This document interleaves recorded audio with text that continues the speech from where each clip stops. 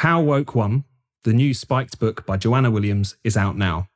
It's all about the woke takeover of our institutions and how we, as ordinary people, can fight back. And it's also completely brilliant. Make sure you get your copy now. You can get it on Amazon or go to spiked-online.com/shop. That's spiked-online.com/shop to buy your copy. Now, on with the show.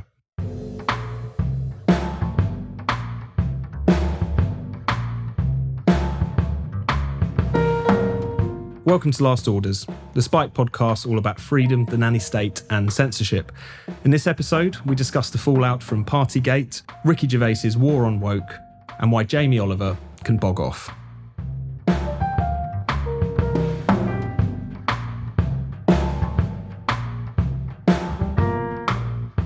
Hello, welcome to Last Orders. I'm Tom Slater, editor of Spiked. Delighted to be joined today by Patrick O'Flynn, political commentator, former MEP and also recent contributor to Spiked. So Patrick, great to have you on the show. Great to be here. And we're also joined, of course, as we are every month, by Chris Snowden, Director of Lifestyle Economics at the Institute of Economic Affairs. Hello, Chris. Hi, Tom. Delighted to be here. Hello, listeners. In fact, speaking of the listeners, Tom, you've got a special announcement to make, haven't you? I do have a special announcement to make, Chris. So from the next episode, we want to have a new feature here on Last Orders where we can hear your questions, your challenges to us, any feedback. So if anyone out there listening wants to send something in, just drop us an email at lastorders@spiked-online.com.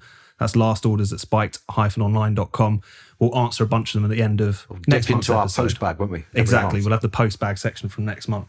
But moving on, we've got plenty to talk about today. But let's start off with Partygate. We're recording this in Westminster, the scene of the crimes, a huge landmark week for what has become a never-ending 6-month-long saga now. So, of course, we're recording this on Thursday. On Wednesday, the Sue Gray report into the Downing Street parties, these lockdown-breaking parties that we've been slowly hearing about over the course of the past 6 months.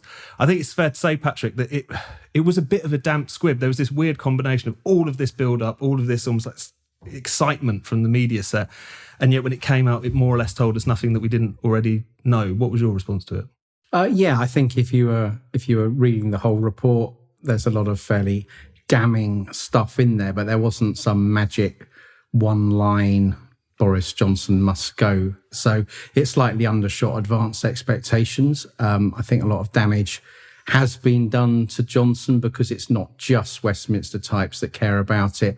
There's a sort of old-fashioned red wally type set of voters who are shocked that not everyone in the whole country obeyed all the COVID regulations to the letter.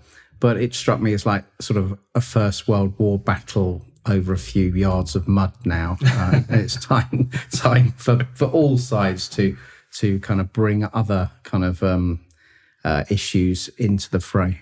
I mean, there's plenty of other issues to talk about. Why do you think the media have become so preoccupied with this? Obviously, it's embarrassing for Boris Johnson, but it was embarrassing for him 6 months ago when this came out. Why can't they let it go, do you think? Well, I think a lot of it boils back to Brexit. Perhaps they would have viewed in the early days Boris Johnson as a classic metropolitan liberal political class person, and they think he's betrayed that in order to get himself up the ladder. They are unreconciled to Brexit.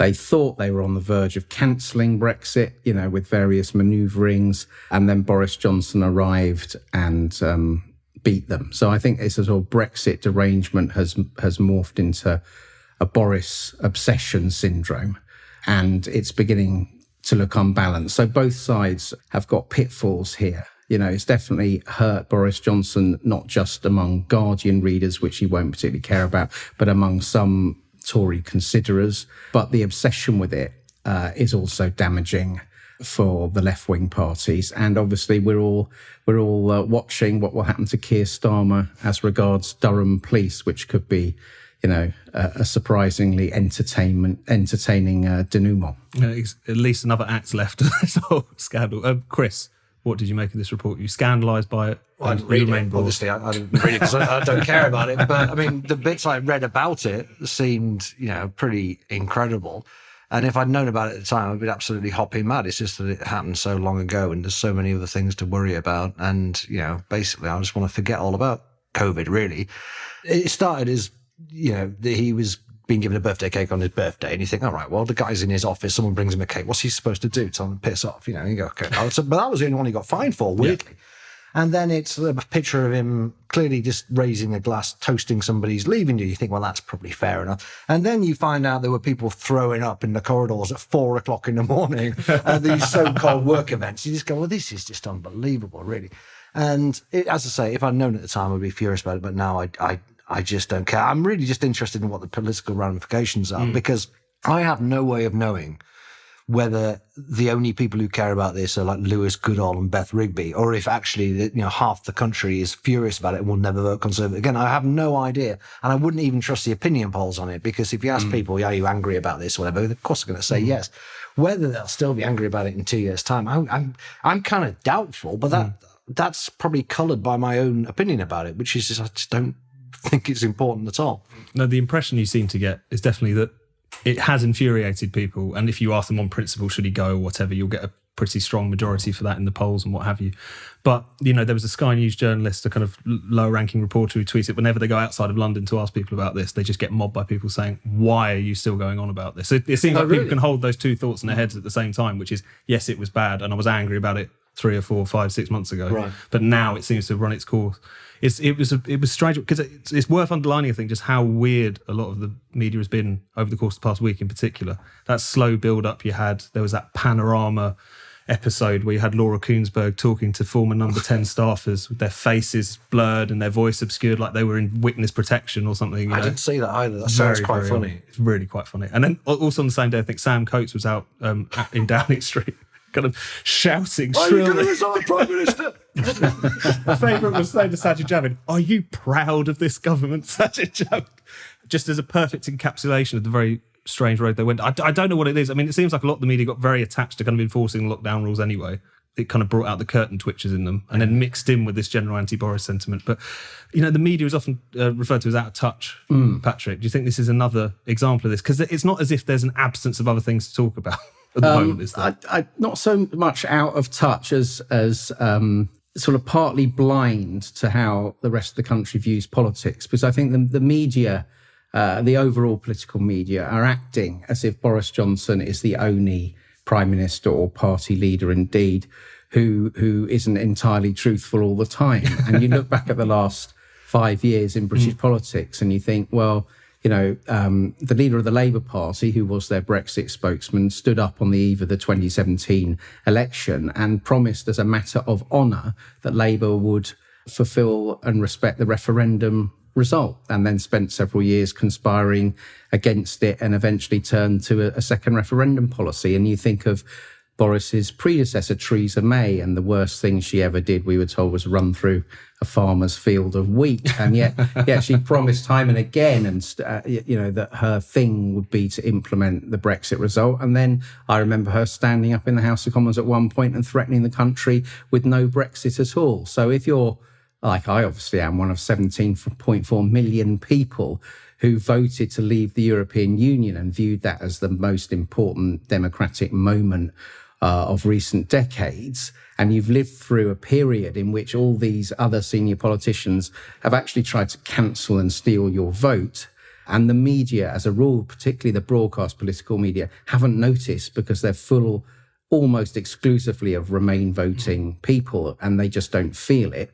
And then they're trying to elevate Partygate beyond its natural importance. That's pretty annoying. And that's why in the end, I think Boris Johnson has got a chance to rebuild his appeal and win the next election. See, I kind of forgiven those people as well. And I used to hate very, them so much. very all the people. I am. I didn't realise how much forgiveness is in my heart. I am very petty, vindictive, and full of vendettas normally. But it just seems a long time ago. And what they did was much worse than what anybody in the Cabinet Office did, pretty much. Certainly worse than what Boris Johnson did. So I just think, let sleeping dogs lie.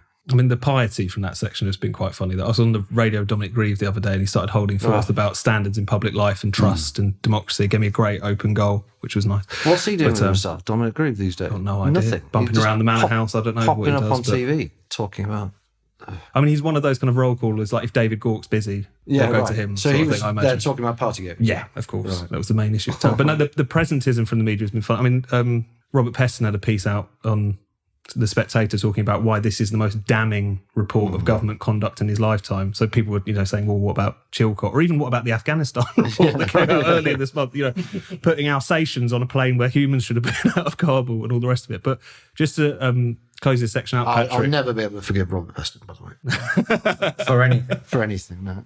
Just one of those... Can't be done with it. Actual vendettas. But Patrick, what do you think is going to happen with Keir Starmer at this point? Do you think he has been kind of hoisted by this? I mean, so much depends on what Durham police do, but do you think in the same way that damage has already been done to Boris Johnson, has Keir Starmer come out of this particularly well, do you think? Or? No, I think it's brought out his pomposity and priggishness, and a lot of people have just concluded they don't like him very much. So he's not as directly damaged as Boris Johnson, but he's carrying that forward. He seemed very plodding. The self-righteousness where he spun himself as this, or he obviously sincerely believes himself to be a man of extraordinary virtue and didn't really clearly, what he did, don't want to go on about it, but on Brexit hasn't really kind of entered his head or the head of any of his team that this might be a stretch to say that you're the most honest man in politics in decades or imply that. I suspect he won't be fined by Durham police, but I also think there might be some sort of borderline stuff where other staffers, because I think we think people got highly drunk at that thing as well, do get fined, or it's a grey area, Dominic Cummings style thing where if we'd stumbled upon this, we would have advised people this wasn't appropriate. So anything like that is very useful for the Tories and to spread the idea they're all at it. Because in the end, the idea of they're all at it about politics tends to favour the centre-right over the centre-left anyway. So we should move on to one of Chris's probably closest held vendettas, which is Jamie Oliver, who has been back in the news. Last week he was holding this pretty funny protest outside Downing Street, the Eton Mess protest, against the government's decision to pause its ban on buy one, get one free and kind of other meal deals on junk food. Chris, you want to tell us a bit more about what he's been up to? I don't even hate Jamie Oliver as such. I just think he's an idiot. And I hate the media more for giving him so much time and never challenging him. That's the most annoying thing. He was on Channel 4 News. He was on Sky News. I was on LBC, I think, on and around this so-called protest. And the media just treat it like a celebrity interview. Like we're just rolling out the red carpet. We're so pleased to have you on. They don't treat it like this is a political activist and I should challenge what he says, And it's so irritating because even celebrities like, Quentin Tarantino get challenged when they go on Channel 4 News. Jamie Oliver's just like, yes, sir, thank you very much for your time, which is frustrating because what he's saying is highly controversial. And if Twitter's anything to go by, it did not go down well with a lot of the public. A lot of the public, of course. I've never forgiven him for the Turkey Twizzlers episode. It was beyond parody, really.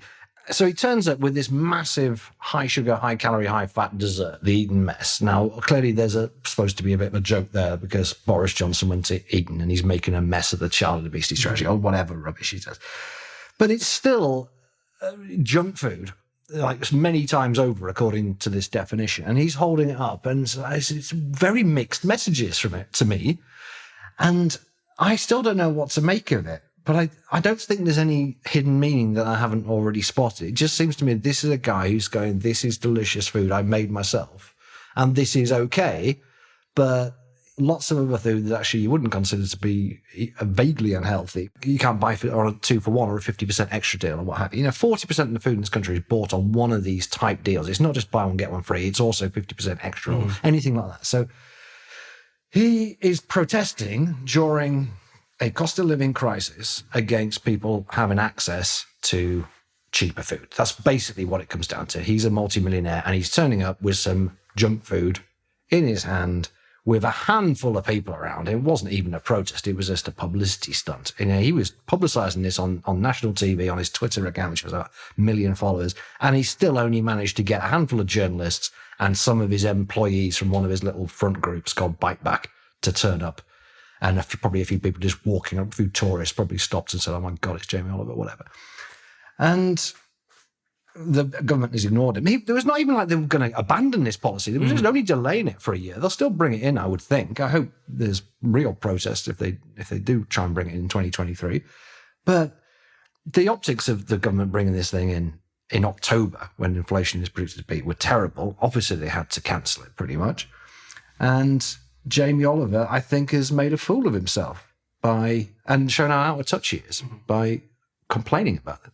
What did you make of this weird spectacle? Well, I largely agree with Christopher on this. I saw memories of Jamie Oliver. He seems to have this strange obsession with railings. Do I remember back in the day, there was a comprehensive school in Rotherham where the mums were putting chips through the railings because the kids didn't want to eat so-called healthy food. And now it's the Downing Street railings. I very much agree he's a sort of media untouchable. And the media untouchables, the showbiz people, the so-called national treasures, seem to now be kind of taking over a lot of politics because they do have this free pass. They're never properly scrutinised. And, Christopher was referring to Channel 4 News there, and the difference between a Channel 4 News interview of a politician, the classic, why is this lying bastard lying to me? And then a showbiz person on to plug their latest mediocre thing where it's practically like a royal visitation. And I think there's something quite unhealthy in that. And if I were in the position of a Jamie Oliver, I'd definitely, to use an old-fashioned phrase, wind my neck in a bit. Obviously, with the cost of living crunch so extreme and possibly peaking in the autumn, the pragmatic thing to do has been to knock this back for a year.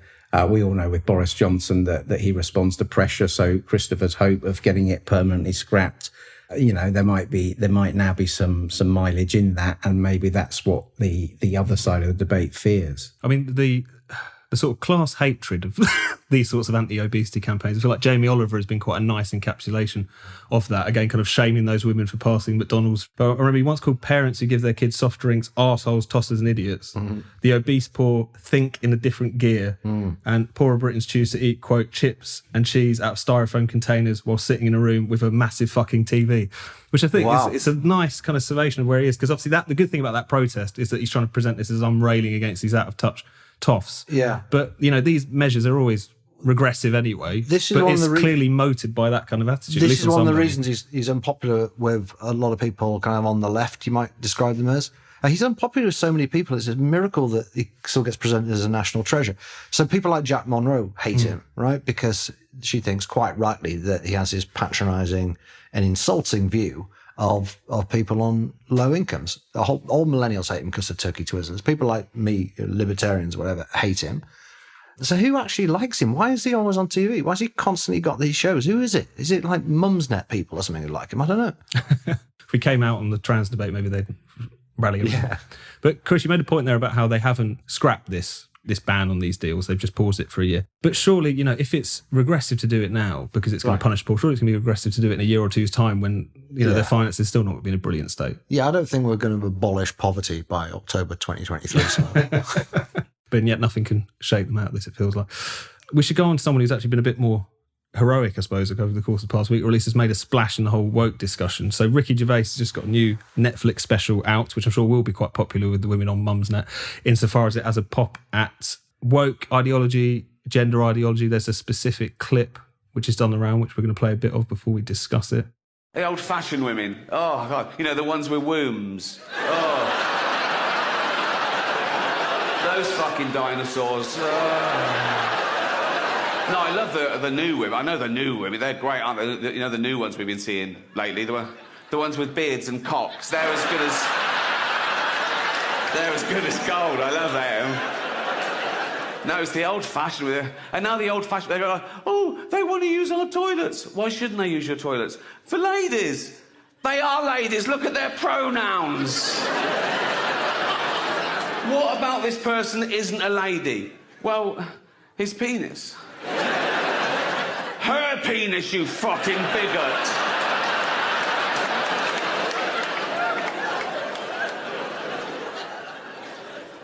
What if he rapes me? What if she rapes you? You fucking turf whore. So that was Ricky Gervais talking about the old-fashioned women and these new-fashioned women who he much prefers with their beards and cocks in this race. Patrick, this has made a huge stir. I mean, he's been accused of being another one of these comedians who is passing off bigotry as comedy. All the LGBT groups have had a go at him. I mean, he's just stating what most people think, maybe just in a slightly cruder fashion, surely. Absolutely. There seems to be this rule that's been invented by people like Nish Kumar or Marcus Brigstock. Well, the real rule is never be funny, but they would categorize it as you must never punch down, you must never mock the afflicted. And, I've got a more old-fashioned view of comedy of, why not? If it's funny, it's funny. But I do see Ricky Gervais, it's an important cultural, political moment, I would say. And the overreach of militant trans and the capture by the militant trans movement of large parts of our politics, the civil service, the political parties, you're seeing that swing back. Keir Starmer in particular has been very discomforted. I will pick out, again, a very ambitious politician at the moment is Penny Mordaunt, who's got a lot of people scurrying around saying she's the future, she's the next Conservative leader.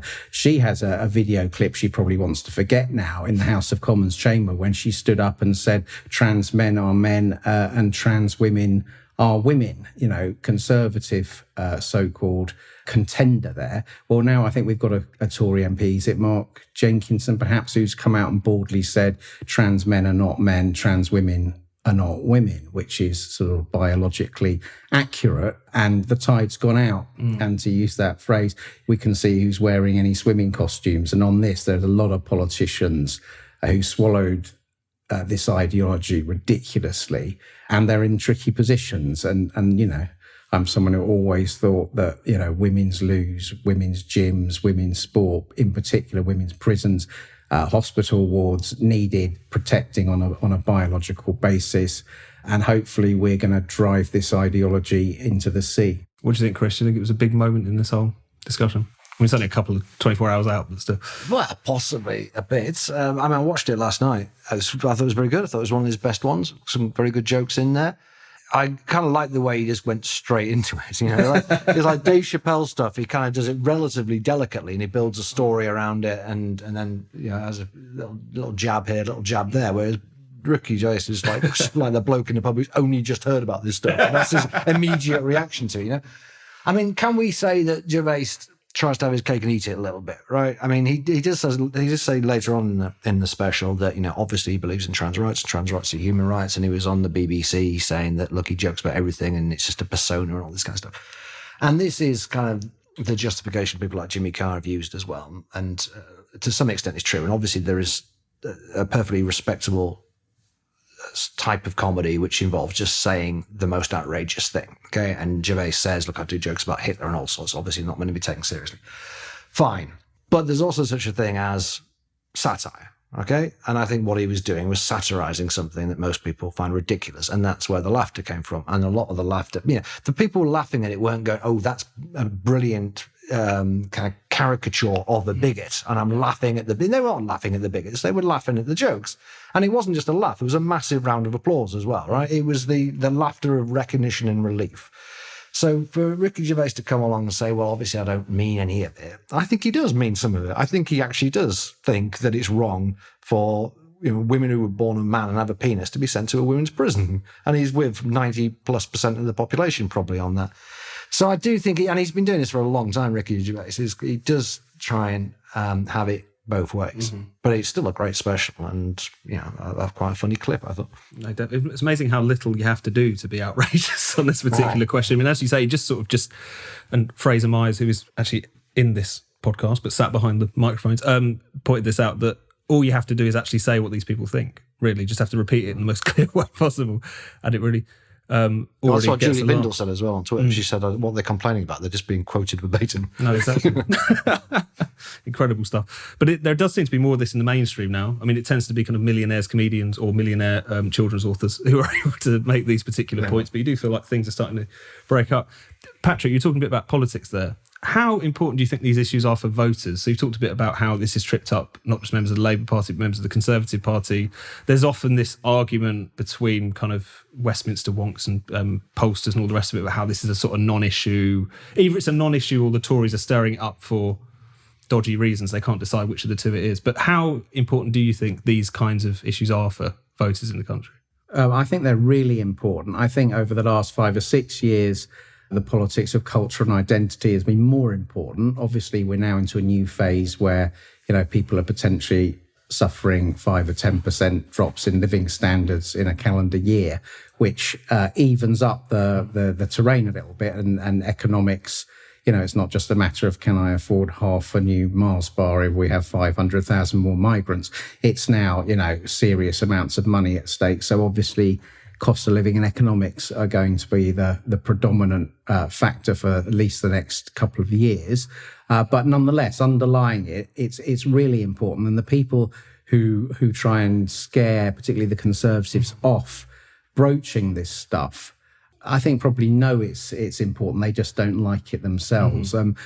Boris Johnson has been quite successful now at presenting himself as on the side of biology on the trans issue, but he's not really. We saw him at the last Tory conference go along to Carrie's Stonewall gig, for instance. There's still the legal position around gender reassignment and what it's deemed to mean and how you are able to enact that as an individual. That the law is still not really satisfactory from a point of view of protecting biological women.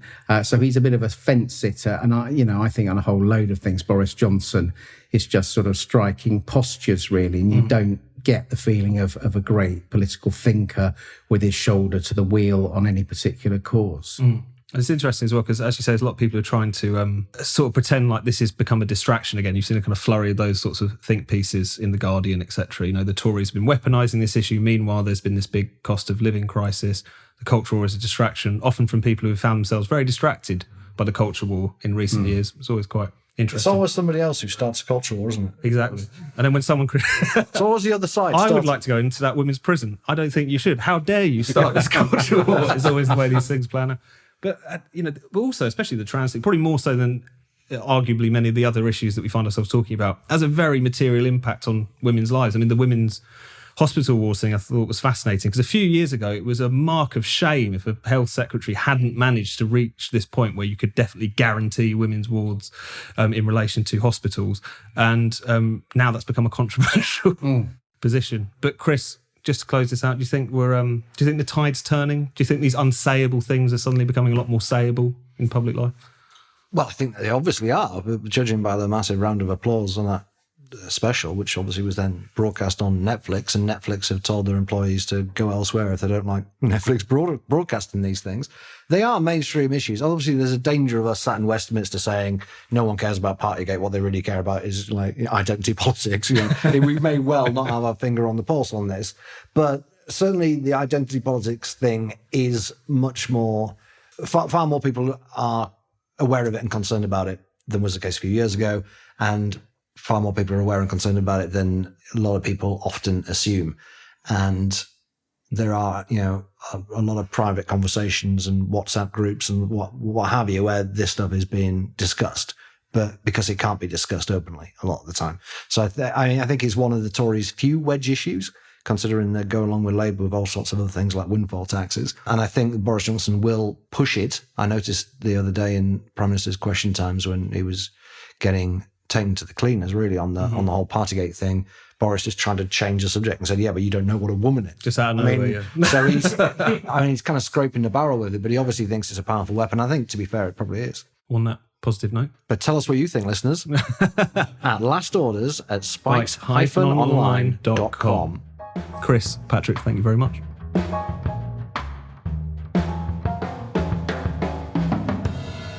You've been listening to Last Orders. Be sure to subscribe to this podcast wherever you get your podcasts. Please do take a moment to leave us a rating and a review. And if you'd like to support the show, why not become a Spiked supporter? Just go to spiked-online.com/supporters to sign up.